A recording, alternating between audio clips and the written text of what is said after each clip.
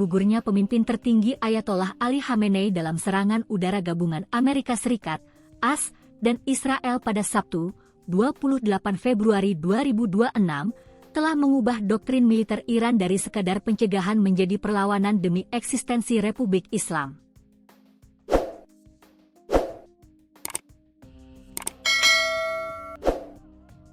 Presiden Masoud Pezeshkian menegaskan bahwa membalas dendam atas kematian Khamenei adalah tugas dan hak yang sah bagi Teheran.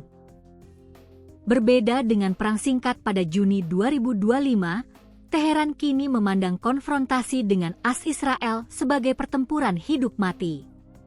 Tanpa kekuatan angkatan udara yang modern, Iran mengandalkan arsenal rudal terbesar di Timur Tengah sebagai tulang punggung serangannya.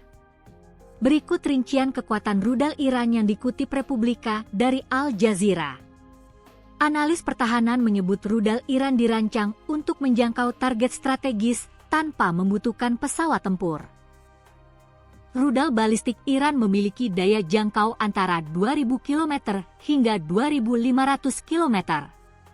Daya jelajah rudal tersebut mampu menghantam seluruh wilayah Israel dan pangkalan es di Teluk, namun tidak cukup untuk mencapai daratan Amerika Serikat. Rudal jarak pendek, 150 hingga 800 km sedi varian Fateh, Zolfaghar, Qiyam-1, digunakan untuk serangan cepat terhadap pangkalan militer terdekat seperti Ain al-Asad di Irak. Kemampuannya diluncurkan dalam jumlah besar, volleys, mempersempit waktu peringatan bagi sistem pertahanan lawan.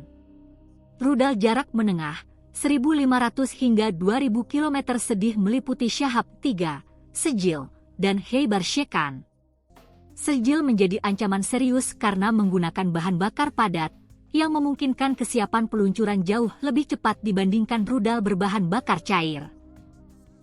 Dengan konsentrasi kekuatan militer AS terbesar di kawasan dalam beberapa tahun terakhir, Iran mengirim pesan tegas bahwa setiap serangan ke tanah mereka akan memicu perang regional yang luas, bukan operasi terbatas.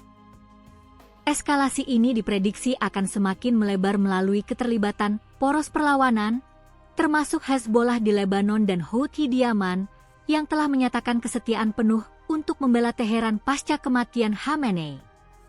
Selain rudal balistik, Iran menggunakan rudal jelajah seperti Soumar, jangkauan 2.500 km, dan Paveh yang terbang rendah mengikuti kontur medan, sehingga sulit dideteksi radar. Strategi ini dikombinasikan dengan gelombang pesawat nirawak, drone, bunuh diri yang murah namun efektif untuk membebani sistem pertahanan udara lawan, satu ration taktik. Taktik ini bertujuan melumpuhkan bandara, pelabuhan, dan fasilitas energi selama berjam-jam. Kekuatan utama Iran bukan hanya pada jumlah, melainkan pada daya tahan. Teheran telah membangun jaringan kota rudal di terowongan bawah tanah dan pangkalan tersembunyi yang sangat terlindungi. Jaringan ini memastikan Iran tetap bisa meluncurkan serangan balasan meskipun telah menerima gelombang serangan udara besar-besaran dari lawan. Teheran tidak memerlukan blokade formal untuk mengacaukan pasar global.